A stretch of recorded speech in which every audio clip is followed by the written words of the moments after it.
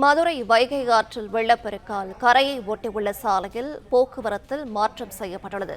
கூடுதல் விவரங்களை செய்தியாளர் ராஜ்குமார் வழங்கிட கேட்கலாம். ராஜ்குமார், வணக்கம். விவரங்களை சொல்லலாம்.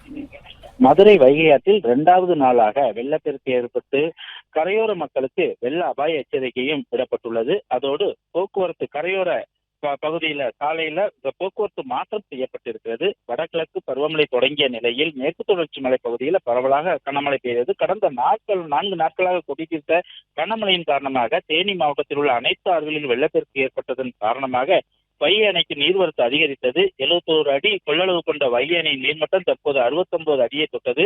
இதனால் தேனி, திண்டுக்கல், மதுரை, சிவகங்கை, ராமநாதபுரம் 5 மாவட்டங்களுக்கு பொதுப்பணித்துறை சார்பில் வெள்ள அபாய எச்சரிக்கை விடப்பட்டு தண்ணீர் திறந்து விடப்பட்டது.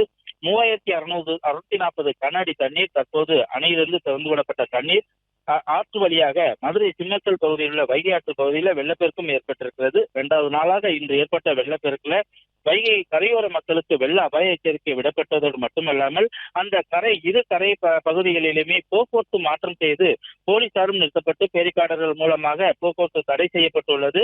அவர்கள் மாற்றுப்பாதையில் செல்வதற்கும் அறிவுறுத்தப்பட்டிருக்கிறது. அது மட்டுமல்லாமல் ஆற்றில் இரு கரைகளையும் தொட்டு செல்லக்கூடிய நிலையில ஆற்றில் பொதுமக்களோ ஆடு மாடுகளோ இறங்கோ குளிக்கவோ வைக்க வேண்டாம் என அதற்கு அனுமதி இல்லை என ஒலிபெருக்கி மூலமாக காவல்துறையினர் எச்சரிக்கை விடுத்து வந்தவண்ணமும் இருக்கின்றனர்.